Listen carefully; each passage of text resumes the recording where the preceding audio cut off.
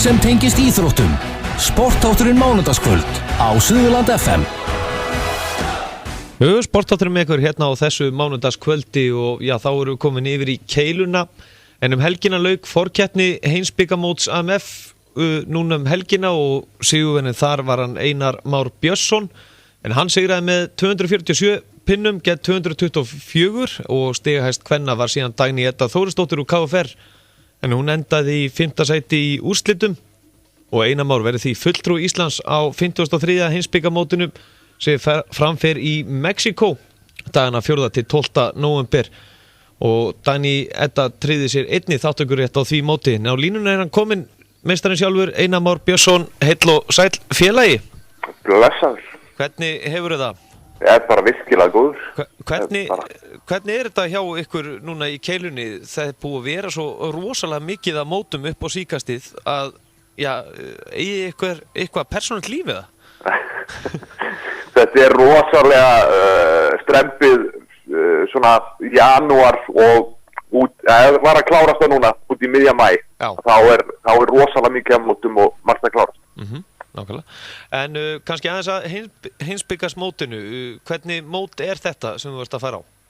Herðu, þetta eru held ég að séu 97 aðeldaþjóðir sem eru með keilu sambönd á baku sig sem að geta sem að keppa í þessu. Þetta eru talið að séu 500.000 mann sem er að taka þátt í þessu móti. Já. Og það er hver og ein aðeldaþjóð sem heldur þá undankeppni bara í sínu landi og sendi frá sér sinn besta kvenspilara og kallspilara. Já, og þetta árið þá ert það þú sem ert besti kallspilarinn? Já, ég náði loksins að klára þetta eftir að þetta er svona fyrsti stóri titillinn í einstakling sem að ég er að ná. Já. Sem að er búið að vera langsótt, þetta er búið að taka 20 ár. Já, en þú ert sem að búin að vera í keilunni í 20 ári eða? Já, þetta eru komin einhver 18 ára eitthvað svolítið sem þetta er komin. Hvernig er það svona, já, eins og þegar maður byrjar í keilu, þetta verður hálfgjör lífstíl eða ekki? Jú, þetta gerir það. Þetta, maður sogar svona einhvern veginn inn í þetta. Já. Fyrst heldur maður þetta sé bara rosa einfalt og allt saman, en síðan er þetta þegar að olían er komin á brautirnar og þá breytist allt. Já, nákvæmlega. En svona þín reynsla úr keilunni, já, þetta er það ekki svona svolítið mikið andli hluti inn í þessu að þú þarft að það ekki búið að vera undirbúið vel fyrir bara hverja einustu keppni sem þú ert að fara í? Algjörlega. Þetta er, ég myndi segja þetta sé svona 20% geta, 80% andlegi hlutirinn. Já. Það er oft sem að við tala þetta þannig. Þannig að maður er, já, það sem að ég var nú ekki búin að tryggja mig inn í 10 manna úrslitin að þá þurfti ég að standa mig mjög vel líka á laugardeginum til þess að tryggja mig inn í þessi úrslit sem voru spila á sunnudeginum. Já. Og þannig að maður var búin að vera alla vikuna að vinna í því. Og það gekk það vel að maður vann þetta á laugardeginum og þá þá var ekkert aftur snúið, þá var bara að klára þetta dæmi. Já, nákvæmlega. En já, þetta er náttúrulega hverju einast árið, þá er það, eða svona fyrir hverja leika, þá er með taldið svona undankeppni. Já, þetta eru 3 undankeppnis sem það eru 3 umferðir, það eru fyrsta í, minnum við að segja alltaf í október eða nóvember sem hún haldi. Síðan er önnur umferðir, það er Reykjavíkurleikarnir. Og síðan er 3. umferðin, hún er alltaf haldin hérna í svona lokinu á tímabilinu í maí sem það er. En þó að þú sért komin inn núna og þá var þetta ekkit síðasta móti núna í bili, er ekki bara næstu helgi og fleira ykkur ævintýri hjá þér? Það er meistaramót IR, það er svona, það er lokamótið allavega hjá okkur IR-ingurum allavega. Og síðan er aftur á móti að fara að koma erlendi þjálfari núna í byrjun júní sem verður með svona afrekshóp keilunnar í viku. Kalla megin allavega.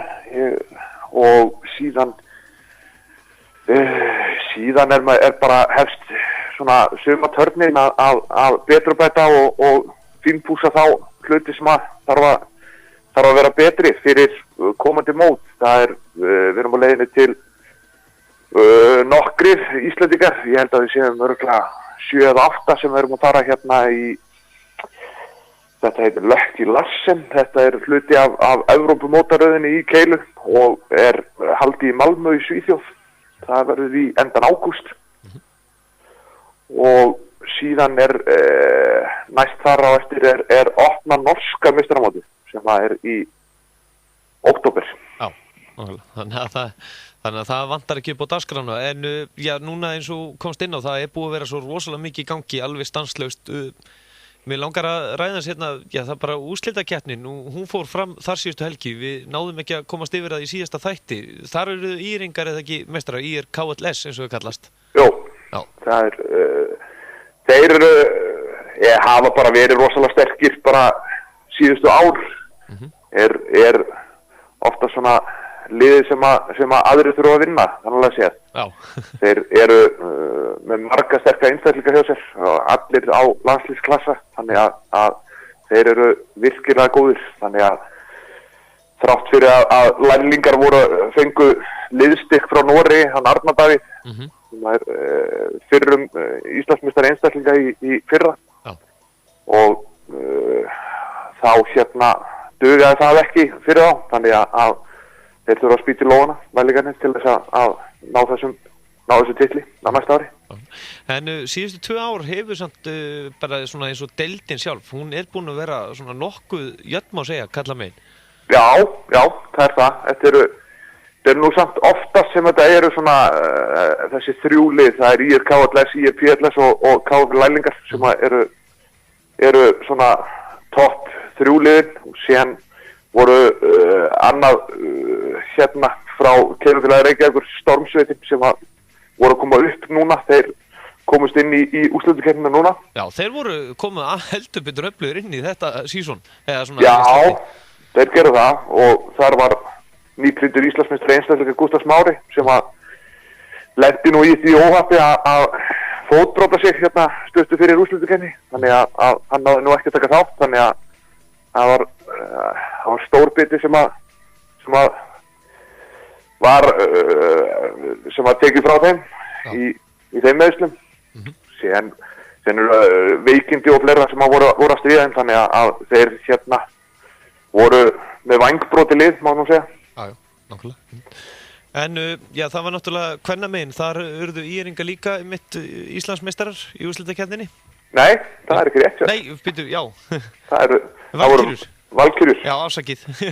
En það hérna, já, þetta var rosa spennandi viðureik þar. Það var jafnt bara eftir fyrsta leik, það var 7-7 og eftir annan leik 14-14.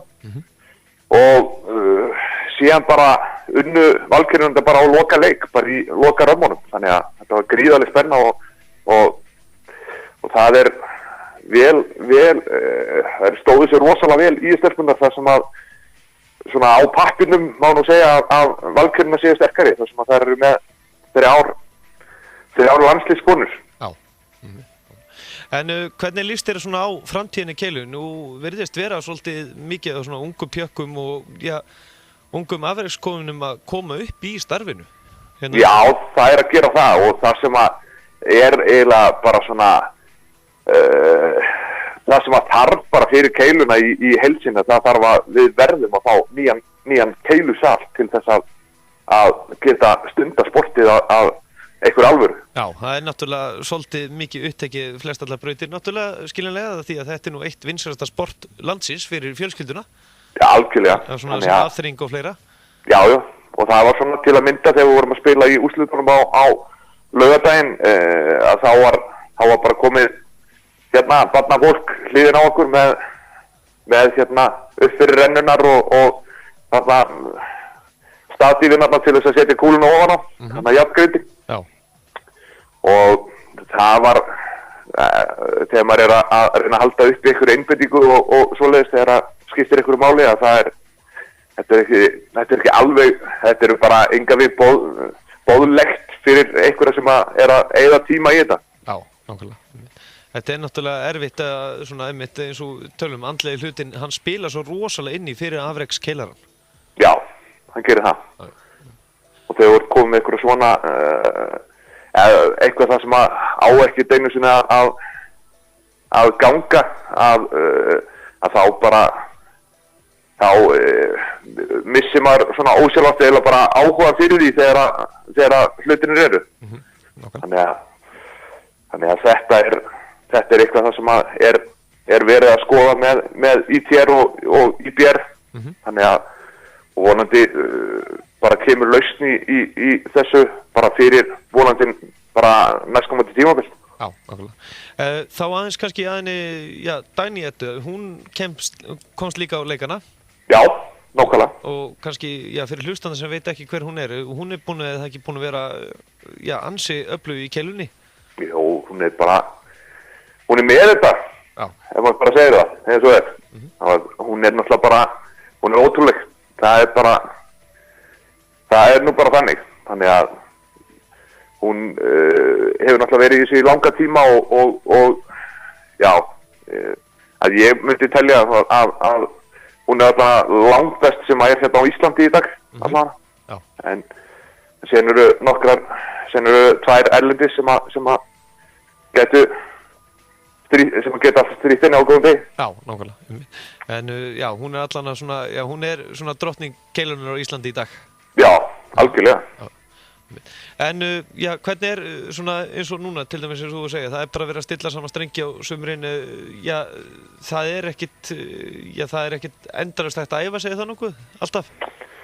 Svona sumartíminn hefur náttúrulega alltaf verið besti tíminn til þess að æfa, út af því að það er náttúrulega bara missir, það er bara minni áhugi hjá bara fjölskyldufólki og annað að vera inni yfir sumartíman. Þannig að þá er svona betra aðgengi að brautum og svo framvegis.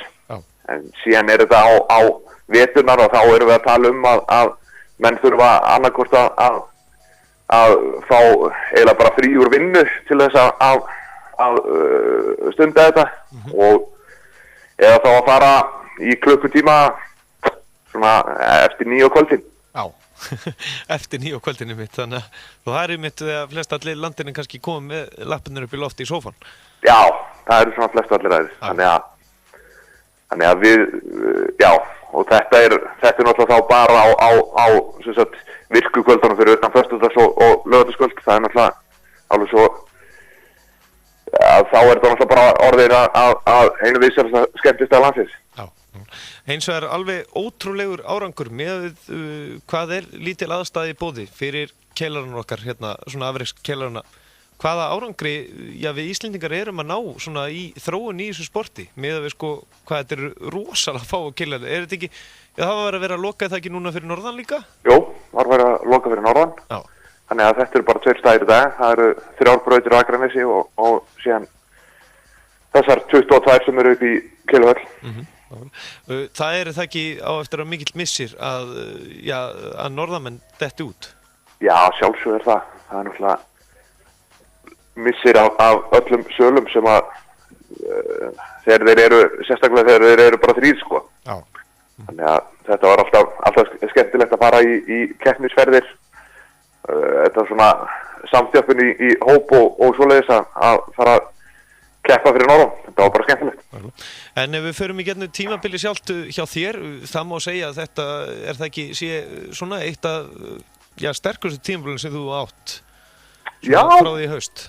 Já, ég get að maður var þarna Íslandsmeistari í tvímenning með honum Hafþóri Harðarsinni og síðan þetta var eiginlega bara svona toppurinn algjörlega, það var náttúrulega núna en stóðum okkur ekki alveg nægilega vel í úrslitakeppninni við sjálfir, en við áttum hörkuviðureignir þarna við Lælinga sem að unnu okkur í undanúrslitum, þannig að við náðum ekki að verja Íslandsmeistaratitilinn sem að var nú það sem við stendum að á sjálfsögðu.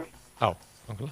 Þannig að öðru leiti að þá hefur þetta verið bara mjög vaxandi hjá manni og þetta bara eftir að vera betra.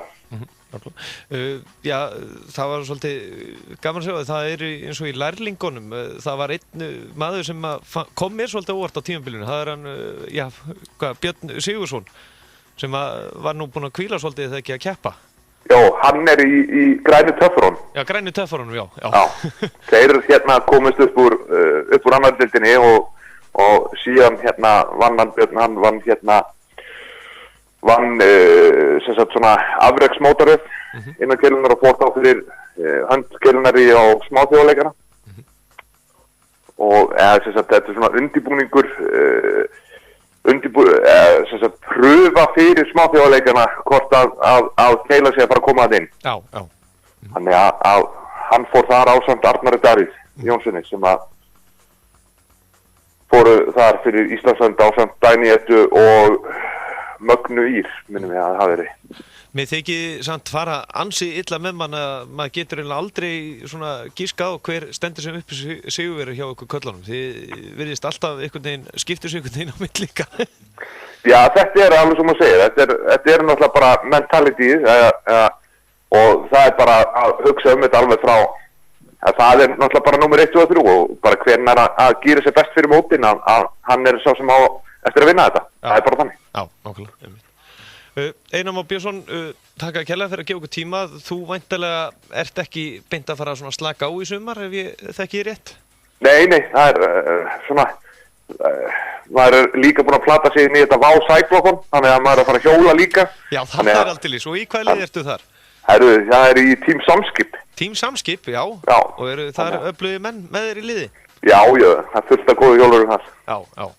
Og eru þið búin að æfa lengi eða eru þið bara svona allir í formi, komið bara inn í þetta í formi? Þetta bara búið að vera stífar æfingar sen í vetur. Þannig að við erum nú samt nú ekki að fara að keppa eitthvað verðlaunasæti en markmiðið bara að gera betur heldur en í fyrra. Já, nákvæmlega. Og já, þetta hjálpar eða ekki að vera hjóla með Keilunni? Það bara hjálpar alltaf í öllum íþróttum að vera í góða formi. Það bara númer 1 og 3. Já, nákvæmlega. Einar Már Björnsson, þakka kærlega fyrir að gefa ykkur tíma og gangi ykkur sem allra best. Takk kærlega fyrir það. Takk sem þess. Já, takk. Já, það nú, ýmislegt framundan ennþá í Keilunni þó að þetta sé nú mestagnis búið en það náttúrulega meistaramót á laugardaginn en svo náttúrulega sunnudaginn. Þá umspil sæti í annar til karla.